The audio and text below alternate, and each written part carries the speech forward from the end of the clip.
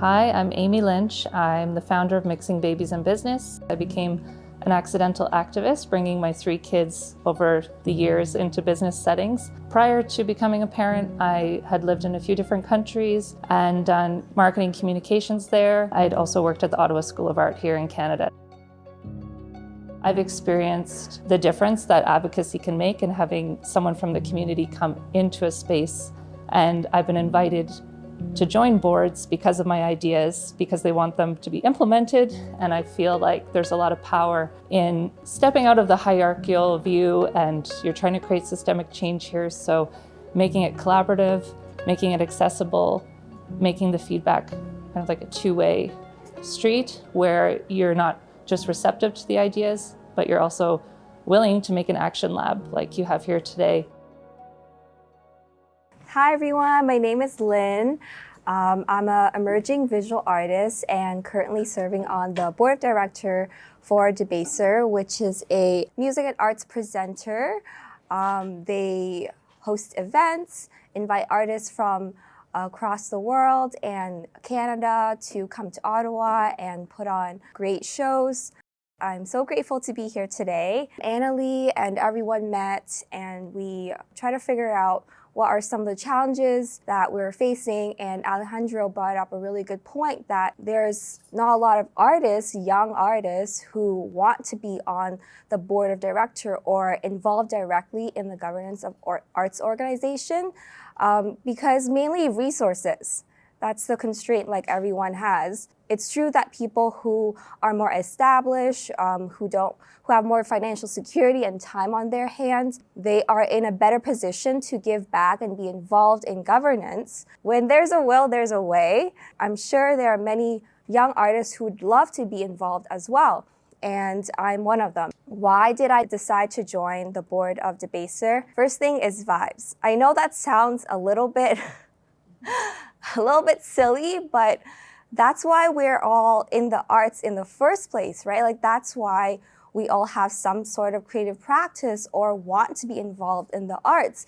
It's because of that feeling, because the structure ideally should be serving the vibes, joy, connection, novelty, and trying to protect and grow that instead of the other way around, instead of trying to fit yourself into a structure so that you can get more resources. Second reason, Debaser really stands on business. As you can see here, there's the pay what you can and paying it forward system.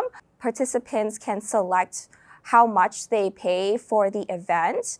And there's also explanation on how to navigate that. I really admire this because you're really trusting your audience. Like, okay, we're just gonna be ourselves and bring what we can, and you can be yourself and bring or give what you can as well. And there's tons of awareness and intention behind curation and also setting up the environment for harm reduction, safety, making it accessible. Also, mentorship and advocacy as well. So this was all apparent before I joined the board, and it's taken over a decade to grow and build this community, and there's just tons of people putting their work and contributing to the stream of good vibes that is the core of the community. And the third reason is being valued. So vibes, values, and valued, being appreciated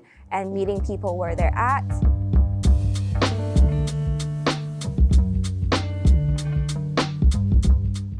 My name is Conoley. I am from Debaser, and I am the board chair at Debaser. All the speakers embodied this, but the idea of governance being based on building foundational relationships of trust with the community that is being served by the organization, as well as the broader community in general in the city, regionally, further afield than that. Governance being based and reflecting input and the needs of that community is essential, and thinking through the structures of how to keep that sort of ecosystem level feedback, I don't want to say bidirectional, but going back and forth in order to ensure that an organization or whatever organization you're working with is meeting those needs and also listening and learning. So really just like openness, and I guess maybe to extend that, It's being able to put resources to building that trust and seeing the outputs of that resource input. Doesn't always have to be reflected in numbers, quantitative numbers. Trust is a qualitative concept, but it is really essential, even though I know funding frameworks and whatnot require the sort of numerical outputs. My name is Sarah Conn. I lead the National Creation Fund, which is a department of the National Arts Centre here in Ottawa. At the center of the work of the National Creation Fund is a conviction in the power of artistic creation. Artistic creation as a means of evolving culture, of sparking innovation, and of shaping our world. We make transformative investments in the creation of new performances, which can include music, dance, theater, opera, interdisciplinary performances. And we are also an incubator that are dedicated to thinking about what are the conditions that are really required to create incredible performances. We are really exclusively dedicated to encouraging the beautifully bold dreams of Canadian artists, many of which are here in this room, of course. For those of you who don't know, the National Arts Centre, it's a gigantic institution. I think of each facet of our structure as a pathway that extends our work into the community and that brings the community back into our work. So we don't have a formal board, but we do have a national advisory committee, and it includes artists and arts leaders from across performing arts disciplines and languages and cultures and all across Canada. People stay in our committee for 2 years at a time. Unlike in other board situations, we pay our advisory committee members. So this is a distinction, and of course is made possible because we are within a large institution. And we pay people on an hourly basis. We meet twice a year as a group, once in person and once on Zoom. And then I also meet with members one-on-one on an ad hoc basis, generally around a performance. So we don't have the same constraints as the board, and I thought this is a chance where we can be a little bit more experimental in ways that might not be possible in other frameworks. Some of the principles I was thinking about as I chose people were, who do I need to think alongside? So I was looking for people who were not afraid to be provocative, not afraid to challenge me. I feel like in institutions, it's so critical to have people who are not afraid to put up their hand and ask a complicated and possibly challenging question. And I'm really afraid of people who are going to be coming onto our team and just being nice. I chose the people who I knew would not be afraid to say something that, even if it was really hard. We chose a lot of really brilliant people who I thought, I have no idea, how are you so smart? And I thought, you're the person who I want to come and think with me as I try and figure this thing out. Of course, we looked at strategic gaps. There are some key areas that are underserved by our work right now. There are some geographic gaps that we're trying to address, also specific disciplinary and cultural gaps. And so this was a way of beginning to invite certain people in or beginning relationships with a certain community, not an endpoint, just one of the ways that we're beginning to build relationship. And then I felt really clear that it needed to be people who cared. I care a lot about my job. It's really important to me. And so I wanted people who, and I feel very clear about what my purpose is in this particular moment, in this particular time where investment in creation is being cut.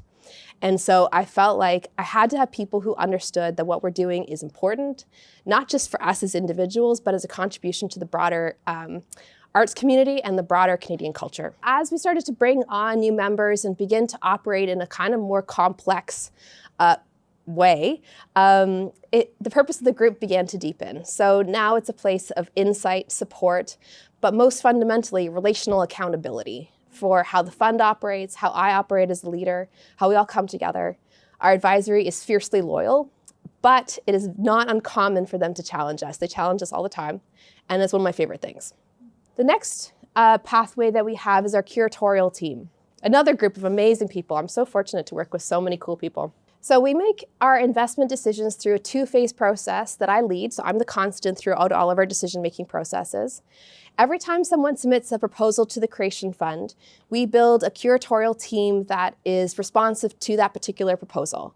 So it's considers the disciplines, the social context, and the culture of the specific project that we are reviewing. Each curatorial team includes members of the NAC artistic leadership, so you can see that's mainly the top row. And then we also have artists and arts leaders from across the country that are not affiliated with the NAC that are part of all our decisions as well, and that's the great group at the bottom here too. So the advisory committee, our curatorial team, and then the artist-led decision-making processes are, of course, about community responsiveness. So yes, we are seeking all the time to center firsthand the needs and realities and insights of artists across Canada in all different facets of what we're doing. I'm Sarah Prisma, local creative, vibrant, colorful artist. And one takeaway from today that I took is just the importance of coming together and bringing our different skills into the arts in whatever way that fits best. So whether that be governance and coming in, trying to be part of the boards and the logistics and how funding is going to be distributed, to actually being involved in some of the programming and how to explore what each person's creative gift is and allowing the structure of the new organization to allow for people to choose a bit about how they want to engage and become more involved and have it become an organization that really represents all the artists in Ottawa. Yeah, I mean, getting together in community is essential. I think there's a lot of people who have felt othered in their life, and the arts is an amazing place for people to come together and find that a bit of unity that maybe they haven't found in other places. And it's a very accepting community, very inclusive. And so I think the arts is really a great place where people can land and explore themselves. Is very focused on radical self-expression and collaboration, and those are some really great foundations for building like a really wholesome life. We are the Multicultural Artists Coalition. We initially started as a collective of newcomer artists that were experiencing obstacles to participate in the cultural sector in Ottawa. And eventually now we are a non-for-profit grassroots organization shaped by newcomer, Indigenous, Black, and POC artists and art administrators. Through capacity building workshops, art shows, exhibitions, research, and advocacy, our program targets systemic barriers so our communities can achieve their goals to a better capacity. That means larger impact, audience, scale, and visibility. Our mandate. So we believe that knowledge is the foundation for capacity. I think that sentence is the key of MACAM. That's what we do. Thus, our programs aim to construct a long-term continuous process to empower our communities by developing community assets, abilities, and capacities based on self-determination, self-management, and sustainability. Those three key values of MACAM are very important too.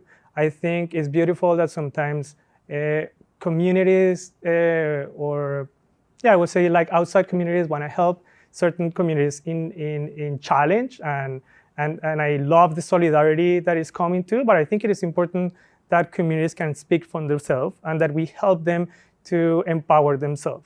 So I think like for MACAM, there's a key value that we try to always implement in the projects that we do. Other principles that we have besides self-determination, self-management, and sustainability is very important because if there is no money, it's over. And I think, we tend in the arts to romanticize the arts and talk about resources, but we're talking about money, and how we can bring money to the community to pay the artists, to put the show together, to get the grants.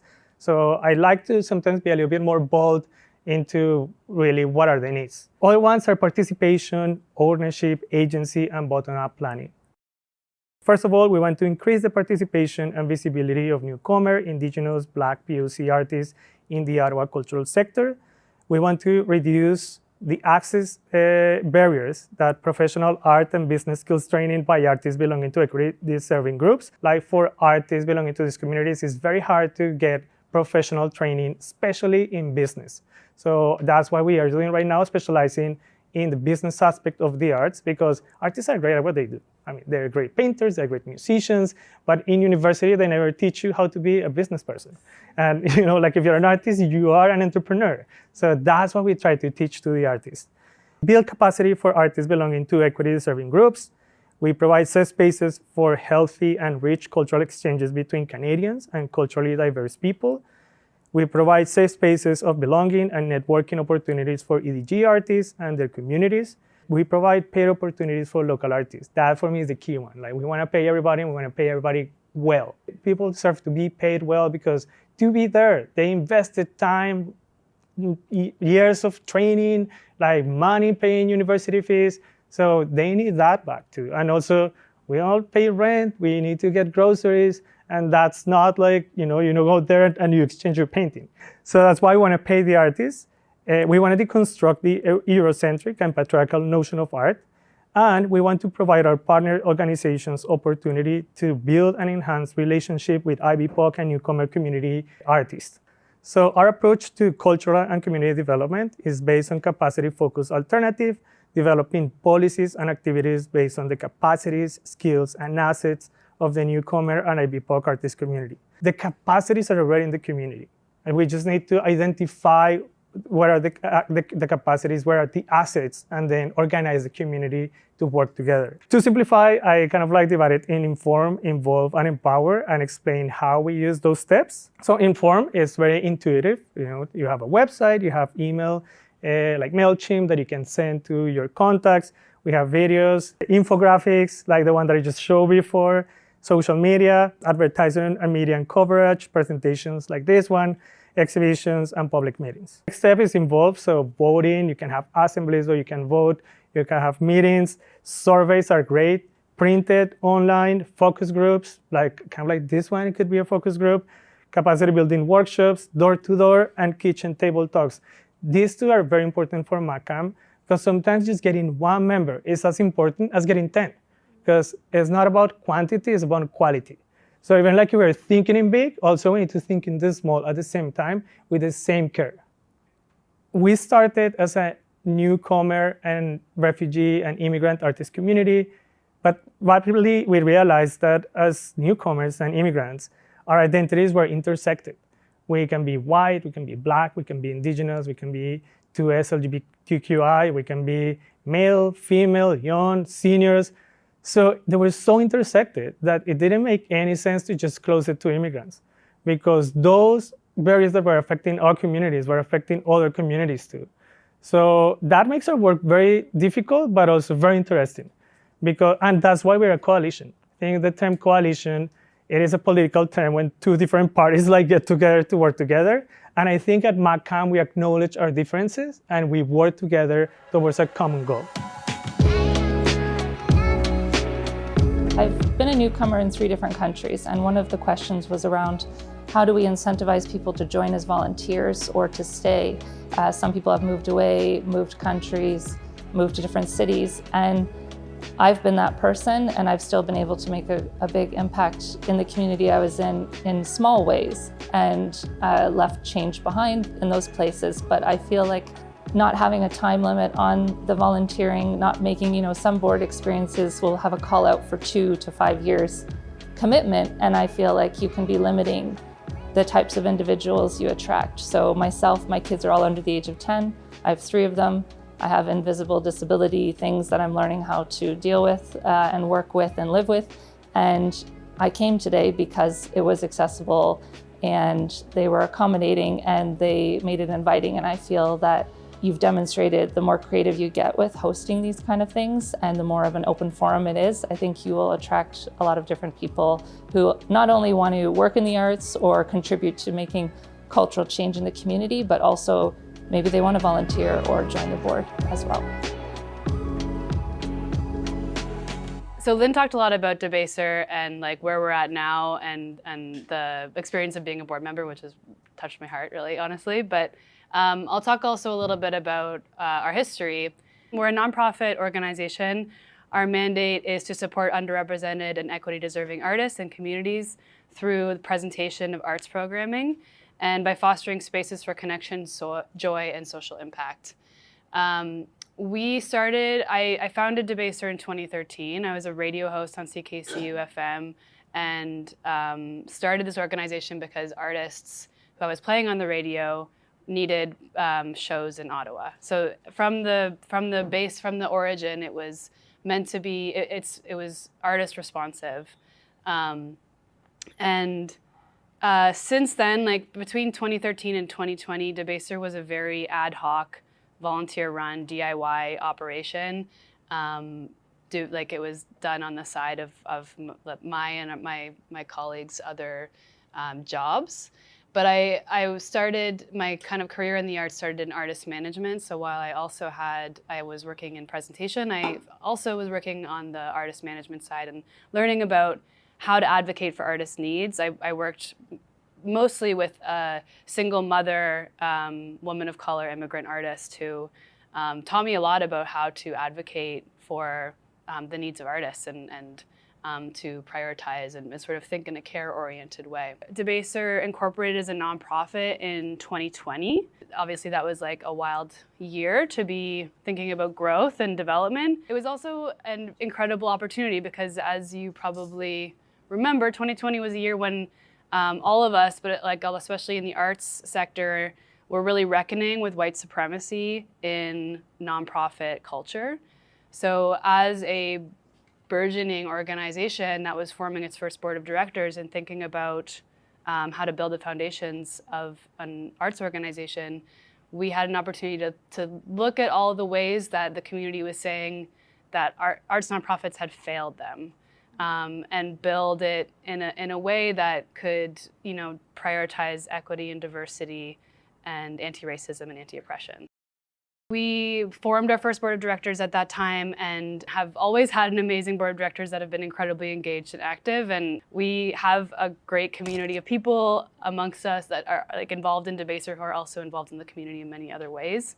And that's a major asset and advantage for us, for sure. I guess as the founder and as the sort of through line of this organization, really proud to have engaged people from an early stage and sort of been true to our values from the beginning and still working with the same people and still, I think, even though we've grown a lot, operate on similar values as we did at the beginning, which is equity, diversity, accessibility, and supporting bold, experimental, forward-thinking, artist-driven work. The kind of challenge that Arts Ottawa is facing right now, and I talked about how there's an opportunity to kind of learn from the environment that we're in, and I think that's really exciting. But there's a lot that comes to mind with our work, and a lot that I'm learning, I think, from you all as well, about artist-engaged leadership. And I think Debaser, we're not an artist-run organization formally, but artists certainly and creative people are certainly in the leadership positions at our organization. There are a few different ways that we engage artists and just community in general in the sort of leadership and governance of our organization, which I think are important. Different ways of being involved. Board of directors is something we've talked about a lot. They don't, I think sometimes people have a misconception about the board handling a lot of programming or a lot of creative decisions, but our board is quite independent from the programming and the creative decisions. They're focused on high level strategy and development and governance and leadership. But the board of directors, a way to get involved with that is there's an annual open call and we take submissions and then have conversations with different people who are interested, and then the board elects new members to it.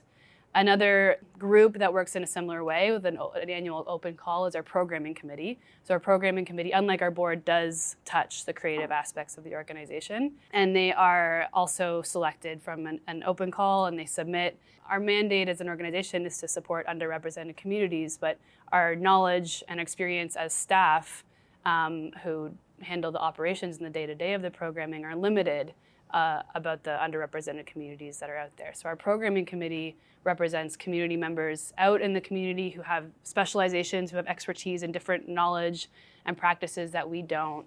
So it allows us to, bring in different perspectives and different expertise. Another way that we do this is with guest curators. We have guest curators for most editions of Peak, and they don't handle the entire program, but they are given a budget, a curatorial fee, and usually a consultation budget as well to put together their own programs. And again, that's recognizing that our knowledge and our expertise in arts programming is limited, and so we want to be able to tap into different knowledges and different underground scenes to be able to truly represent a diverse offering.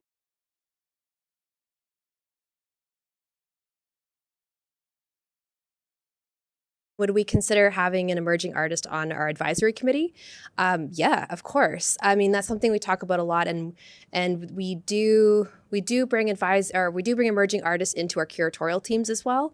So we're bringing emerging artists in both in the artistic decision-making process and in the more high-level leadership components of the process. So yes. So we're having a lot of interesting conversations about why should the average person care about artistic creation, and how can we make a case for somebody who may not already be as obsessed with artistic creation as I am, that what we're doing in a creation process is impactful to their lives and to the broader culture. So it's a big existential question. It's kind of one of the horizons we're working towards, like making the case for relevance, actually, like you said. But that's one of the things we're grappling with our group. And emerging artists and like different generations of artists are critical in that conversation.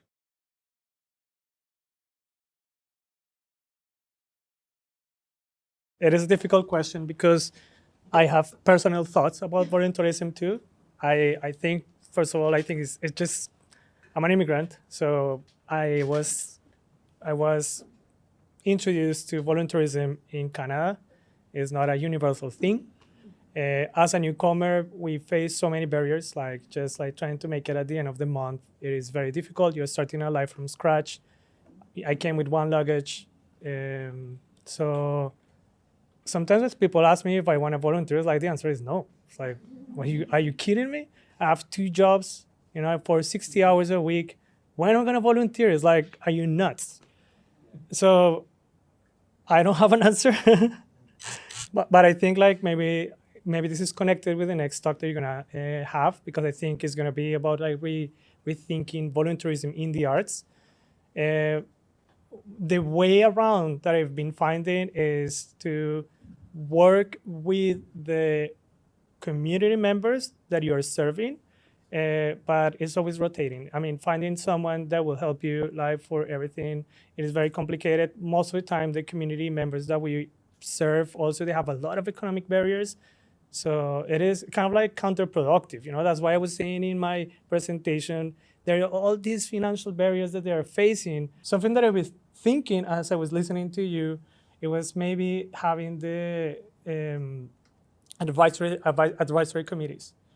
That would be the way around to paying them, because you can pay advisory committees as a non-for-profit. So it's kind of like, thank you so much for mentioning advisory committees, because I think that's the solution.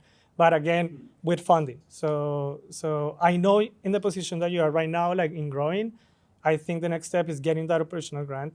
Happy to help you. And then once you get it, it will help you, because I understand. I started like that and I almost burned out, but we survived the pandemic. And I'm sorry that my answer is so like mixed, because I don't have an answer. And actually, when we have in the first conversation, that's what I brought up. I have exactly the same problem.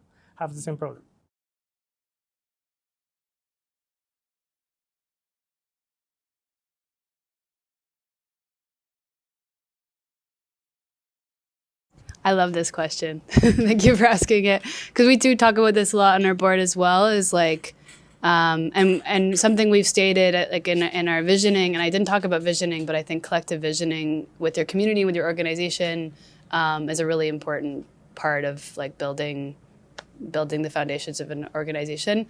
But yeah, how do you avoid constant expansion and growth when that's a lot of funders want you to do that in order for them to keep funding you? They won't just keep funding the same thing over and over. They want it to always be expanding.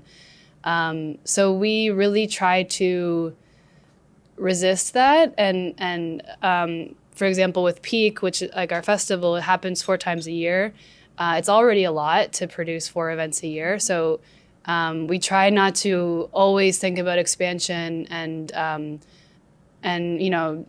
like more admission sales, more audience members, more artists, more. But like how do we grow the impact rather than the size and the scale? How do we grow the impact at different scales? So even if one edition or like one program that we're doing is a scaled back version, how can we maintain the impact or grow the impact rather than the size? And it's honestly like, I don't think I have a real answer to it, especially because you're probably all reckoning with this like financial public funding situation that we're in right now, where our government is cutting more and more public grant funding. And so the availability of arts funding that just is for funding, enriching the arts community with like art is shrinking. And what is there more, like what is available is economic development kind of oriented grants that really that do want constant growth and expansion. I just feel like we're thinking a lot about this at Debaser these days, because we're striving for sustainability and trying to find new sources of revenue to maintain our financial accessibility and to maintain our programs. But some of the sources of that funding is just like, but what are you doing to grow and expand? And it's so difficult. So our programs have hit a point where we're like very happy with the size and the scale. We don't want to do anything more until our capacity has grown to where it should be, so that the staff and our all of like our entire team is, has a capacity to potentially add more things. But at this point in time, we are focused on not adding new programs, not adding more events, not expanding what we're doing, but we're prioritizing, better compensation packages for our staff, health and wellness benefits, professional development, and it's a process, and it's taken like years. We're like just starting health and dental benefit plan for Debaser, which is like a huge win, because like without the sustainability of your staff and your team, like that, investing in their growth and their retention is like so essential. If they are feeling alienated from your organization and undervalued, and they're always like, it's like a revolving door of your team, then it's like impossible to maintain. Like it'll burn people out so fast. And I think it relates to volunteers as well. It's like you really have to meet people where they're at and recognize their own needs and what they can contribute without draining them too much. So I don't know if that's a good answer, but it's like a constant challenge, and I'm with you.